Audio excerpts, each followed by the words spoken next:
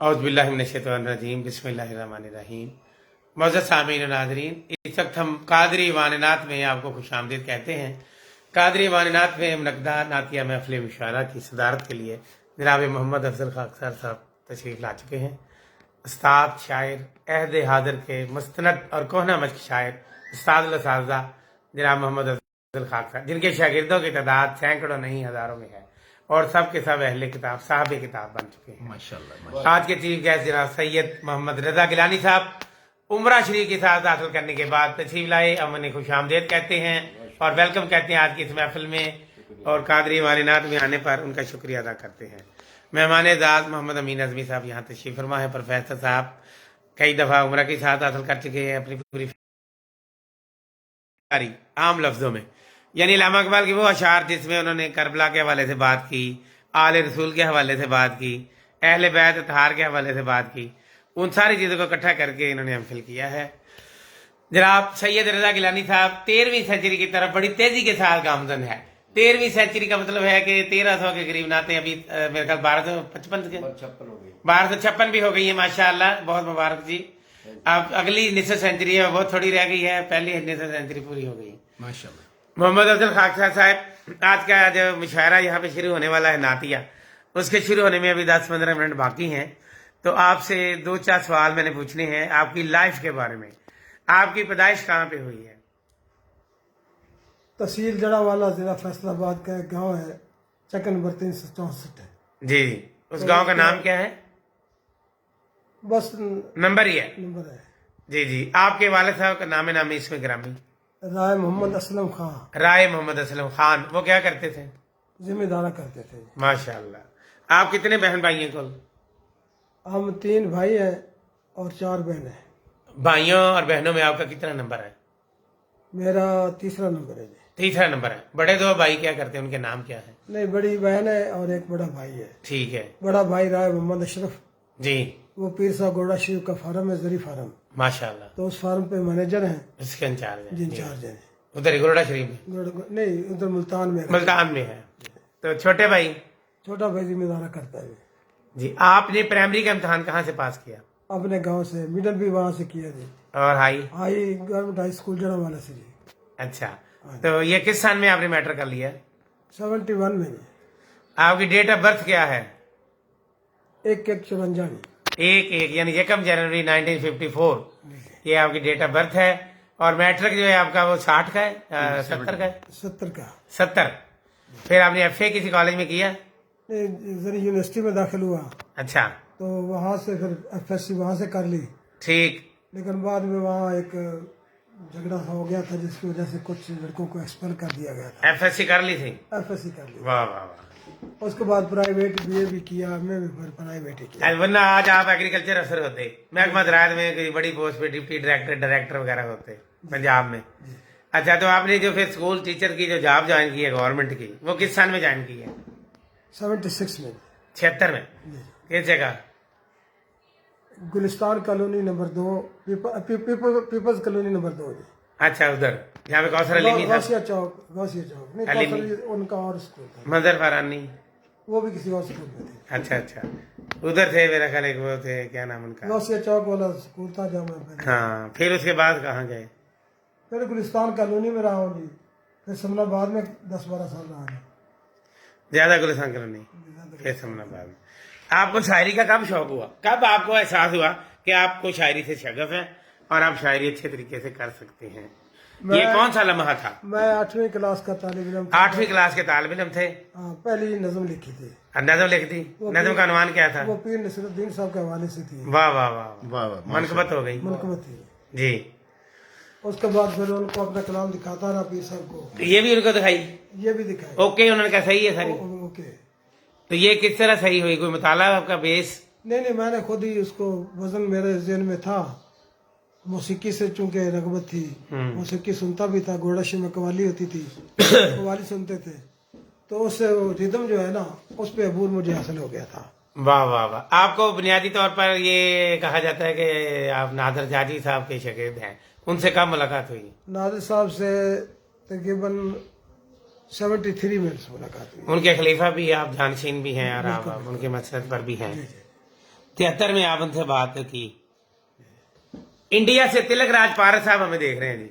माशाल्लाह। तिलक राज पारस वो शख्सियत है जिनका ये कहना है कि ये हर रोज एक नात लिखते हैं और पिछले 30 साल से ये वजीफा जारी है। क्या बात हर रोज एक नात, और 30-40 साल से ये लिख रहे हैं और हजारों नातें लिख चुके हैं।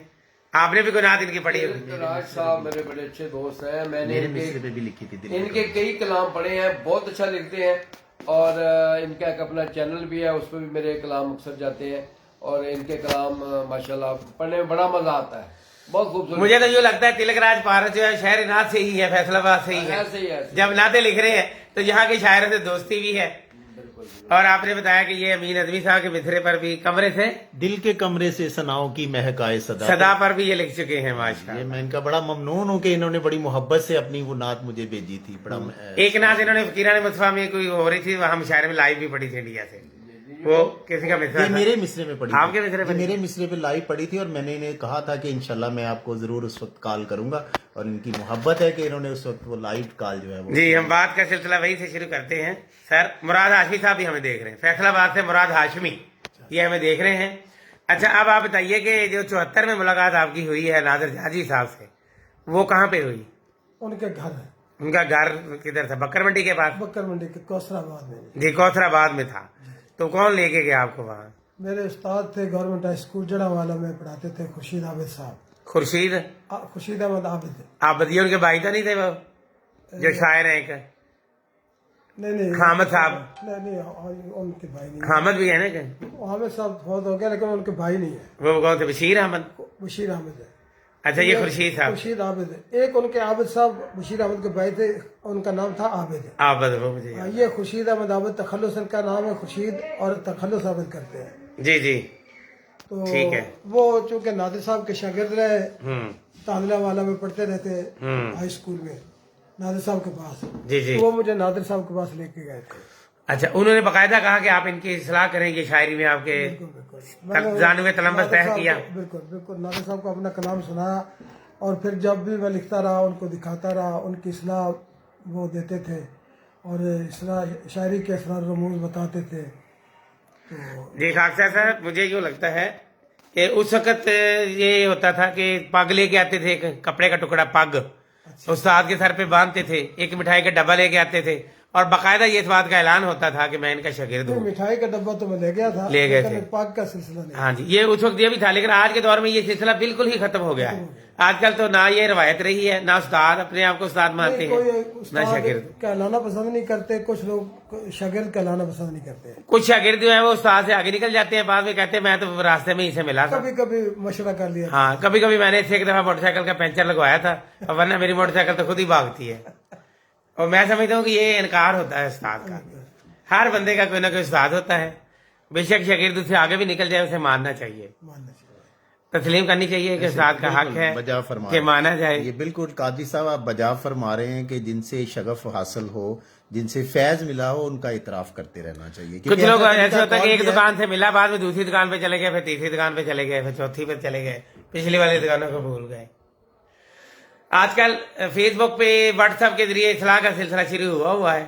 एक को दिखा ली, दूसरे को दिखा ली, तीसरे को चला ली, और बाद में पता नहीं चलता कि किसने की है, कोई भी नहीं उसको फिर किसी पे एहसान नहीं वाली रहता। वारिस नहीं होता, और ऐसे लोगों का वाली वारिस होता भी कोई नहीं है। जी।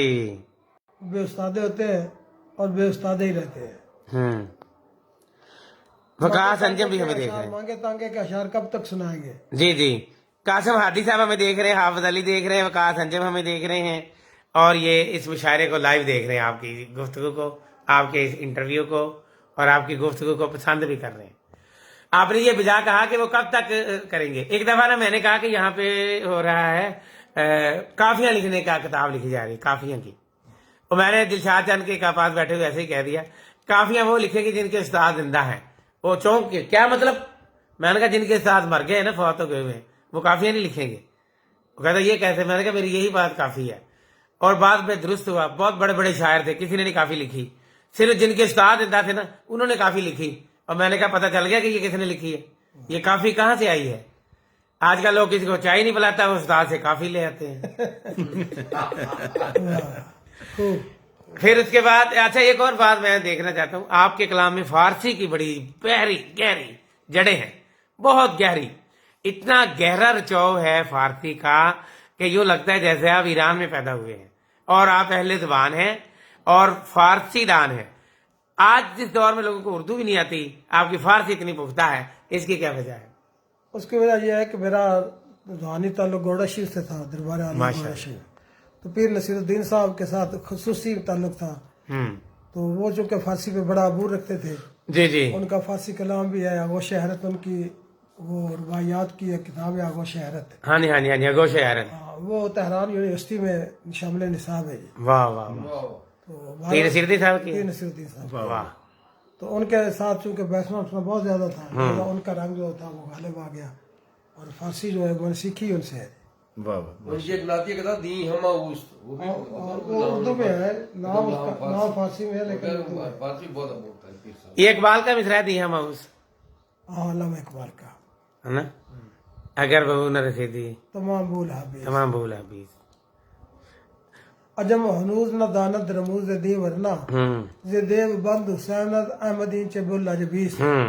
سرود بر سر ممبر کے ملت از وطن است چے بے خبر سے مقام محمد عربیس. واہ واہ. و مصطفیٰ برساں خیشنا کی دی ہم اس اگر بہو نہ رسیدی رسیدی تمام تمام بھول بول حبیز. واہ بمصطفیٰ برساں خیش را کے دی ہم اس، واہ. اگر بہو نہ رسیدی تمام بول تمام بھول حبیز. فارسی کے استاد بھی بہت کم رہ گئے ہیں، اور فارسی پہ جو عبور ہے بڑے نامی لوگ وہ بھی بہت کم ہے. ماشاءاللہ بڑی خوشی ہوتی ہے کہ جناب خاکسار صاحب اس میں شامل ہیں. وہ اپنے علامہ رضوی صاحب بہت فارسی پہ دستر رکھتے تھے. رضوی صاحب اور دوسرے خورشید صاحب لاہور والے، خورشید رضوی، وہ بھی رضوی ہیں، عربی کے خورشید احمد رضوی. اچھا سر، آج جو اردو پڑھنا چاہتے ہیں اور فارسی کی طرف نہیں جاتے، میرا تو خیال ہے وہ کبھی کامیاب نہیں ہو سکتے اس بات میں. سر اردو زبان میں بیشتر الفاظ جو ہے نا، زیادہ تر الفاظ فارسی وہ کے. فارسی اور عربی کے ہیں. ہوں اب اس کی بنیاد میں جب وہ الفاظ عربی اور فارسی کے ہیں ہوں تو فارسی پڑھے بغیر اردو نامکمل ہی ہوگی. صحیح. اردو کی تکمیل جو ہے نا اسی صورت. اور عربی پڑھے بغیر ہم کیسے اردو جان سکتے ہیں؟ عربی اور فارسی دونوں زبانوں سے دونوں بنیاد ہے اردو کی. ہاں، فرنگ آشنا ہونا چاہیے اردو کا بھی اور فارسی کا بھی، جی جی. پھر جا کر اردو میں شاعری آدمی کر سکتا ہے. ویسے سر جی ایک حکومتی سطح پہ بھی بہت نقصان کیا انہوں نے. بہت عرصہ پہلے یہ کلام ہوتے تھے، سبجیکٹ ہوتے تھے فارسی، عربی اور ایسی لینگویج، اب وہ ختم کر دی گئی ہے. اسکولوں کالجوں سے ختم کر دی گئی ہے. 8ویں تک تو یہ بڑا تھا، آپشن تھی. میں نے خود فارسی 8ویں تک فارسی پڑھی. اس وقت آپشن تھا زراعت میں زراعت. یا ایگریکلچر رکھ لو یا فارسی. ہاں جی. میں نے بھی فارسی رکھی تھی اور ایگریکلچر کو چھوڑا تھا 8ویں میں. تو 8ویں میں کچھ گردانیں یاد کی تھی، کچھ حکایات سادی پڑھی تھی، کچھ مولانا رومی کا کلام، کچھ اقبال کا کلام. وہ آپ کے کلام میں بھی فارسی جو ہے نا مرکبات وہ نظر آتے ہیں. جی بی اے میں نے فارسی آپشنل رکھی 100 نمبر کی. اچھا اچھا. تو اس میں پھر یہ سادی کی حکایات پڑھی اور علامہ اقبال کا جو کلام تھا نظم میں، وہ ساری کورس میں شامل ہے. تو آپ نے بھی فارسی پڑھی کسی ایسے اسٹیج جی پر؟ میں نے بھی جو ہے نا وہ بی اے میں اپنے آپشنل کے طور پر 100 نمبر کی فارسی پڑھی تھی. اور پھر جب میں نے ایم فل کیا تو وہاں مجھے عربی اور ہندی پڑھنے کا بھی موقع ملا. اقبال کی جو ابھی آپ نے ذکر کیا تھا میرا رسائی لہجے کے حوالے سے، اس میں نہ صرف مرثیہ نگاری اہل بیت سے ہے بلکہ وہ نظمیں بھی شامل ہیں جو انہوں نے کسی کی وفات پر کہی، جیسے ہمایوں دین پہ کہی تھی، جیسے ہمایوں پہ کہی تھی، والدہ کی وفات پہ کہی تھی. ایسی نظمیں بھی جو ہے نا وہ ان میں شامل تھی مرثیہ جان. جی مرثیہ کے حوالے سے. تو میں نے جو فارسی ہے وہ گریجویشن میں 100 نمبر کی آپشنل پڑھی. ریاض صاحب جب آپ فرما رہے ہیں کہ مڈل میں آپ نے پڑھی، میں نے بھی پڑھی، ان دنوں جو گردانے یاد کرواتے تھے استاد وہ بڑا مزہ آتا. رفتہ رفتان رفتی رفتے رفتم رفتے ایسے کر کے پڑھتے ہوتے تھے، بڑا مزہ آتا تھا ان دنوں ماشاءاللہ. کرد کردان کردی کردید کردم کردیم. ہاں اچھا کردائی کردید کردام کردائیں. سبحان اللہ سبحان اللہ. کردہ باشد کردہ باشند کردہ باشی کردہ باشد کردہ باشم کردہ باشد. گردان سے زیادہ آپ کے ادا کری بہت مزہ آتی تھی اس میں. گاتے ہوئے اور ہلتے ہوئے اس طرح رٹا لگوایا جاتا تھا کہ وہ سارے 10 سے 12 کے 12 یاد ہو جاتے تھے. بالکل ایسے ہی. میں بچوں کو پڑھاتا تھا نا جب انگلش، تو فارسی بھی ساتھ ہی کرا دیتا تھا. مطلب میں نے ایک دن پریزنٹ پرفیکٹ انہیں پڑھایا، وہ آ گیا ہے تو پھر اس کو فارسی میں بھی بتا دیا. وہ آ گیا تھا، ہاں وہ آ چکا تھا، پھر بود لگا دیا، اس کی جگہ بود. تو بی اے کے بچے جو ہے نا وہ فارسی مجھ سے ویسے ہی پڑھ جاتے تھے اور انگلش उनकी होती थी तो फारसी इख्तियारी मजमून होता था। क्या बात तो है। दोनों टेस्ट जब मैं पढ़ाता था तो बड़ा मजा आता था कि ये इंग्लिश में ये है, उर्दू में ये है। फारसी ना आने की वजह से इस वक्त जो लोग खबरें पढ़ते हैं उसमें बहुत से अल्फाज ऐसे हैं जो गलत पढ़ते हैं, जी उसमें बड़ी गलतियां करते हैं। तो फारसी इस्तेमाल ही उन्हें आती नहीं। मुझे अभी भी याद है कि उस वक्त मेरे टीचर ने मुझे कहना कि ये जो मैं आपको दे रहा हूँ मसादर क्या होते हैं, मसदर, मस्त इनके आपने किरदाने बना के लानी है। तो मैंने पूरे रजिस्टरों के रजिस्टर भर के ले जाने सही। और साथ तर्जमा भी, मतलब उसमें वाहद जमा, फिर मतकल्लम, फिर वाहद जमा, फिर गायब वाहद जमा, फिर हाजिर वाहद गायब जमा, ये सारी लिखनी तो फिर याद हो जानी इस वजह से। बिल्कुल ऐसे। तो फिर उसके बाद आपका राब्ता नादिर जाजी साहब से आखिरी दम तक रहा। नादिर साहब से रहा, पीर नसीरुद्दीन साहब से रहा। पीर साहब ने मुझे कहा कि वहाँ चूंकि फैसलाबाद में तुम होते हो तो नादिर साहब से रब्ता रखा करो। जी तो नादिर साहब से बाकायदा रब्ता रहता था, महीने में 3-4 मरतबा कम से कम उनके घर पे हाजिरी होती थी। माशाल्लाह। जो नया कलाम लिखा होता था वो उनको सुनाया जाता और वो देखते थे, तो वो आखिर तक मेरा कलाम देखते रहे। माशाल्लाह माशाल्लाह। और पीर नसीरुद्दीन साहब ने भी आखिर तक मशवरा जो है उनसे वो करता रहा। जी, ये जरूरत आखिर दम तक रहती है, ऐसे ही। जितना मर्जी बड़ा सा शायर बन जाए, लेकिन मशवरा नजर सानी। डॉक्टर राम जी साहब अक्सर कहते हैं कि एक दूसरे से मशवरा करते रहा करो, सलाह करते रहा करो, कि क्या है इसमें। बिल्कुल हर सही। बंदे आपने को हर बजा बात का फरमाया पता सर नहीं होता। कि डॉक्टर आजमजीत साहब यही फरमाते हैं कि पढ़ने से पहले किसी को दिखा लिया करो कि जो कोई कमी कुताही हो उससे वो दूर हो जाती कासिम आदि साहब कहते हैं कि अफजल खान साहब उर्दू शायरी में सलाह के हवाले से बहुत मोतबर तरीन हवाला है। अल्लाह ताला इनको शायद आबाद रखे। और वो साथ कहते हैं कि मेरे वालिद साहब भी इनके फैज याफ्तगान में शामिल हैं। अलाल रशीद हादी साहब, उनका भी याद कराया। मुझे याद है कि फकीर अहमद अमीर नवाज अमीर जो है ना, उन्होंने भी खाकसर साहब को दीवानों के दीवान दिखाए और इनसे सलाह ली और इनसे फैज याफ्त हुए। माशाल्लाह। शुरू में जितनी किताबें आई अमीर साहब की, वो आपके हाथों से होके गुजरी, वाह वाह। और फिर उसके बाद फिर ही वो छपी हैं, वरना छपी नहीं, पहले नहीं छपी थी। मुनीर साहब तशरीफ ले आए। ठीक हो गया। सरकार लब करें।